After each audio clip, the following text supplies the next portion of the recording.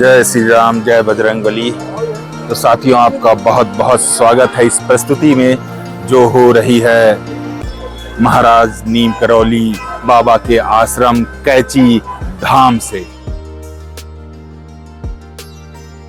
हर हर महादेव साथियों, आदि कैलाश की यात्रा पर पहले पड़ाव मां नैना देवी पर मां शक्ति का आशीर्वाद लेने के बाद हम बढ़ चले हैं 19वीं सदी के एक महान संत बाबा नीम करौली के आश्रम कैची धाम, जो नैनीताल से लगभग 19 किलोमीटर की दूरी पर है, जिसकी महिमा, जिसकी आस्था भक्तों और श्रद्धालुओं के बीच अब किसी पहचान का मोहताज नहीं रहा है। तो चलिए कैची धाम चलते हैं, वहां पे इस दिव्य स्थान पर बाबा नीम करौली के आशीर्वाद के साथ इस सफर को जारी रखते हैं। तो साथियों, आपका बहुत बहुत स्वागत है आपके अपने चैनल डंकी मंकी ट्रैवलर पर।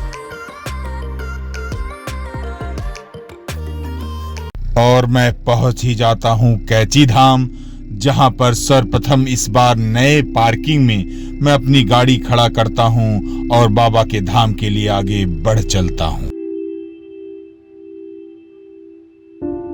तो जब बाबा यहां पर आते हैं तो एक व्यक्ति को बुलाते हैं, उसके नाम से पूरन इधर आओ। तो पूरन आता है। पूरन के विचार में यही चल रहा था कि बाबा यह जो व्यक्ति है, इन्होंने तो कभी मुझे देखा नहीं है या नए भी लग रहे इस क्षेत्र में के तो है नहीं, तो यह मेरा नाम कैसे जानते हैं। तो आते हैं बाबा जी, बोलते हैं कि पूरन मुझे खाने के लिए कुछ चाहिए। तो वो अपने घर जाता है, अपने पत्नी से बोलता है कि इस तरह कोई एक बाबा है जिन्हें भोजन के लिए कुछ चाहिए। तो उनकी पत्नी भोजन देती है और अपने उस शंका को बताते हैं कभी मिला नहीं है, तो हमारे नाम को वो कैसे जानते हैं। इसी पशुपेश में वो भोजन लेकर आते हैं, बाबा को खाना खिलाते हैं या प्रश्न पूछते हैं। तो नीम करौली बाबा बोलते हैं, पूरन मैं तुम्हें जन्म से जानता हूँ। और उसके बाद वह कुछ यहाँ के जो लोकल लोग थे उनके साथ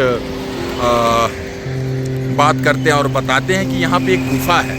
तो लोग बोलते हैं, हम तो यहाँ से बचपन से ही रह रहे हैं, ऐसी कोई गुफा तो नहीं है। मगर बाबा बोलते हैं कि आप यहाँ पे खुदाई करें, आपको गुफा मिलेगा और यह हनुमान जी का स्थान है। तो ठीक है, यहाँ के लोग उसकी खुदाई करते हैं और एक गुफा मिलता है। वह बाबा बोलते हैं और आगे आप जाइए। आगे जाते हैं तो आप वहाँ गर्म धूनी रमाए हुई एक चिमटा और ज्योति मिलती है। तो सब आश्चर्य रहते हैं कि ये क्या है यहाँ पर। तो बाबा बताते हैं कि यह बाबा सोमवारी की तपोस्थली है। अब वो यहाँ से जा चुके हैं और अब यह स्थान बजरंगबली को समर्पित किया जाना चाहिए। तो उसके बाद यह स्थान कैची धाम बजरंगबली हनुमान जी को समर्पित किया जाता है। तब से लगभग 10 वर्ष यहाँ पे, जैसा मैंने बताया, बाबा नीम करौली जी रहते हैं। और यह धीरे धीरे भक्तों और श्रद्धालुओं के बीच इतना श्रद्धेय हो जाता है कि आज दुनिया के हर कोने से यहाँ लोग आते हैं और यहाँ की दिव्यता और शांति का एहसास करते हैं। और उस शांति और उस दिव्यता के एहसास को महसूस करने एप्पल के सीईओ स्टीव जॉब्स से लेकर मार्क जुकरबर्ग, आपने इधर देखा होगा विराट कोहली और उनकी धर्मपत्नी अनुष्का जी आई थी। और इसी तरह हॉलीवुड की एक अभिनेत्री है, वो यहाँ पर आई थी। इसी तरह बहुत इनके बहुत सारे भक्त अमेरिका के हैं। इनका जो सबसे बड़े भक्त में से आते हैं रामदास, जो एल्बर्ट थे, जो बाद में उनका नाम रामदास हो गया, वो हैं। तो इनकी दिव्यता, इनकी सरलता, इनकी बहुत ही सहजता पूर्वक चीज़ों से, उनके चमत्कारों से लोग बहुत ही प्रभावित हुए और बहुत ही विनम्र हुए। और इस तरह इनके अनुचर पूरी दुनिया में बनते चले गए।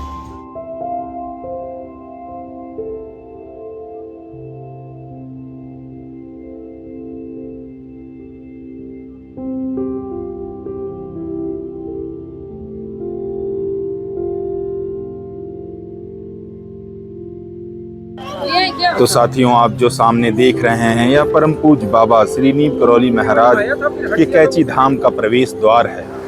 तो साथियों, परम पूज्य बाबा नीम करौली के कैची धाम आश्रम में हम दर्शन कर कर बाहर आ गए हैं और इस क्षिप्रा नदी के इस पुल पर खड़े होकर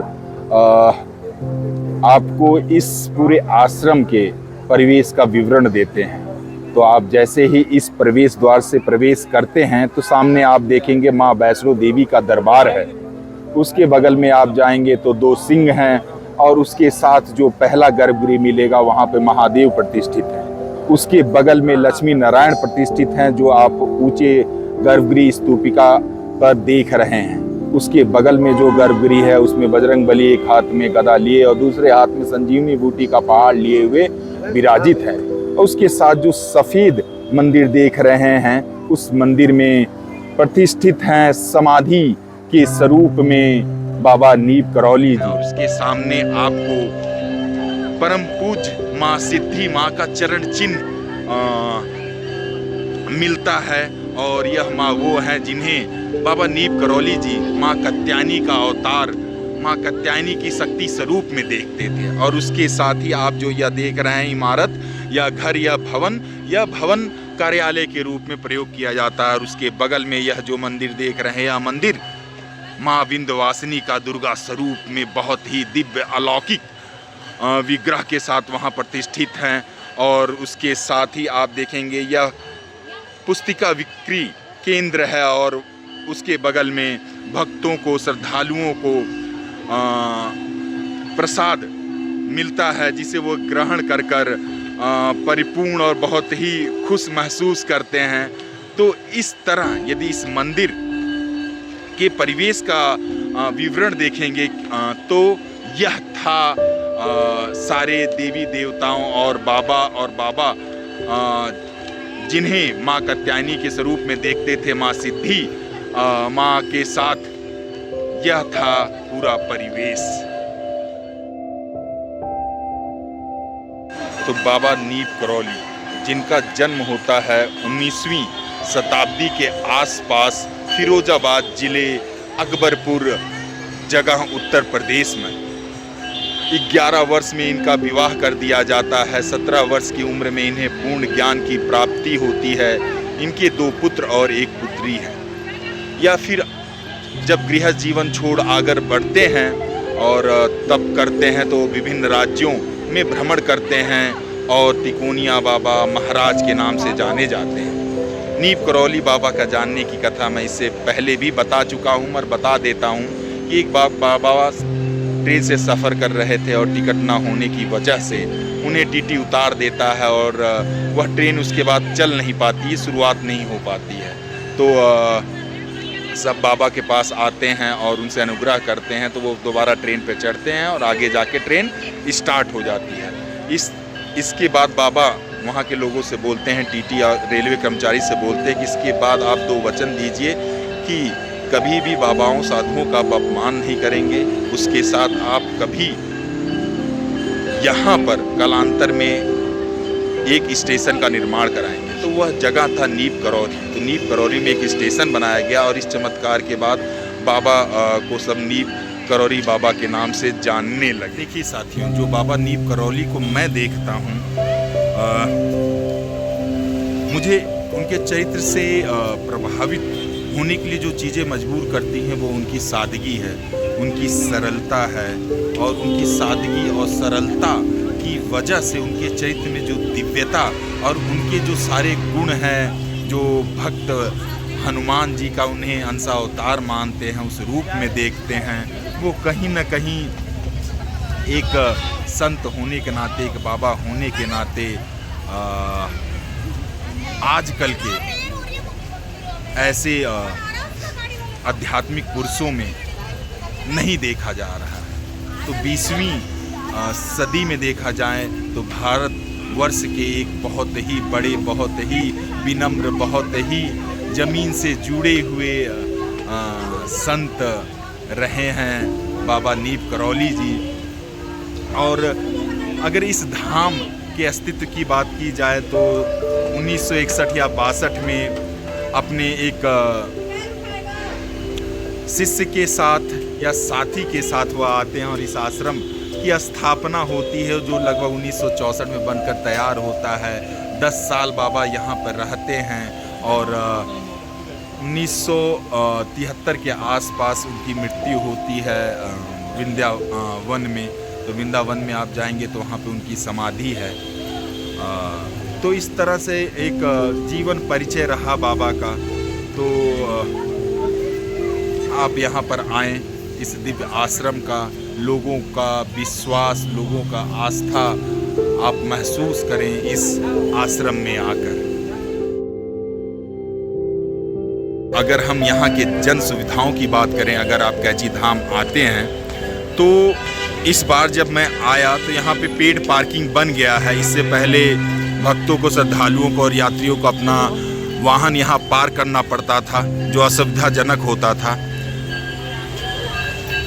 उसके साथ सामने पेयजल और हाथ पैर धोने की सुविधा यहाँ पर है। उसके बाद पुरुष शौचालय और महिला शौचालय की व्यवस्था है। उसके साथ प्रवेश द्वार के बगल में ही जूता घर है और आपको व्हील चेयर की भी सुविधा मिल जाती है। इसके साथ भी यहाँ पे एक सूचना पटल पे लिखा गया है कि यह धाम, यह ट्रस्ट किसी भी तरह, किसी भी ऑनलाइन माध्यम से दान या अनुदान नहीं लेता है और किसी भी सोशल मीडिया प्लेटफॉर्म पे नहीं है। तो अगर कोई बाहरी इस पे सोशल मीडिया पे इस ट्रस्ट का नाम लेकर या इस आश्रम का नाम लेकर वीडियो बनाता है तो उसका लेना देना इस ट्रस्ट से और इस आश्रम से नहीं है। साथियों, अगर आप यहाँ पर आना चाहते हैं तो यह नैनीताल से लगभग 20-25 किलोमीटर की दूरी पर है, भवाली या भवाली करके जगह पर। या भवाली से 7 किलोमीटर आगे आप अल्मोड़ा की तरफ जब बढ़ेंगे तो आपको यह धाम सड़क, मुख्य सड़क के लगभग 30-40 मीटर के अंतराल पे ही मिल जाएगा। उत्तराखंड नैनीताल जनपद के अंतर्गत ही आता है यह बाबा का आश्रम। साथियों, आइए बाबा द्वारा किए गए कुछ चमत्कारों की चर्चा कर ली जाए। वैसे तो बाबा नीम करौली हनुमान जी के परम भक्त थे। यही नहीं, उनके उपासक उन्हें हनुमान जी का अवतार मानते थे। ऐसी मान्यता है लोगों में और ऐसा कई बार हुआ भी है, जिससे यह सिद्ध होता है कि नीम करौली बाबा के पास कई सिद्धियां थी, जिनसे उन्होंने कई बार बड़े बड़े चमत्कार किए। वैसे अगर आप बाबा के भक्तों को जानते हैं तो उनमें से, जैसा मैंने बताया कि रिचर्ड अल्पर्ट थे, जो एक किताब लिखे हैं मिरेकल ऑफ लव, जिसमें उन्होंने बाबा के कई चमत्कारों के वर्णन किए हैं। उसी किताब से कुछ चमत्कारों को मैं आपको बताता हूं। नदी के पानी को घी में बदल दिया था बाबा जी ने। एक बार एक कैची धाम में भंडारा चल रहा था और घी कम पड़ गया। तब बाबा ने छिप्रा नदी, जो मैं आपको दिखाया इसके बगल में बहती हैं, का जल लाने को अपने भक्त को कहा। अब बाबा ने ऐसा चमत्कार दिखाया कि नदी का जल घी में बदल गया। इसी तरह एक कुएं के पानी जो खारा था उसे मीठा बनाया था बाबा ने। वह अपने जन्म स्थली फर्रुखाबाद की यात्रा पे थे। फर्रुखाबाद में एक कुआं हुआ करता था जिसका पानी बहुत खारा था। बाबा ने खारे जल से भरे उस कुएं के पानी को पीने योग्य बना दिया था। और ऐसे ही एक चमत्कार उनके छूने भर से बत्तियां जल जाने को लेकर है। एक बार बाबा के सभी भक्त उनके कैची धाम हनुमान दर्शन के लिए पहुंचे। भक्तों ने हनुमान जी की पूजा की, लेकिन आरती के लिए माचिस लाना भूल गए।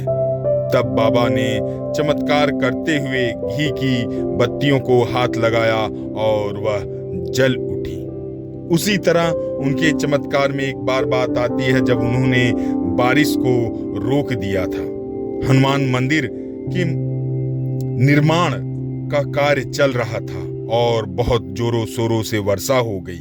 वर्षा के कारण काम रुक गया और मंदिर के निर्माण में बाधा आने लगी। तब बाबा ने अपने चमत्कार से मंदिर निर्माण पूरे होने तक बारिश रोक दी थी।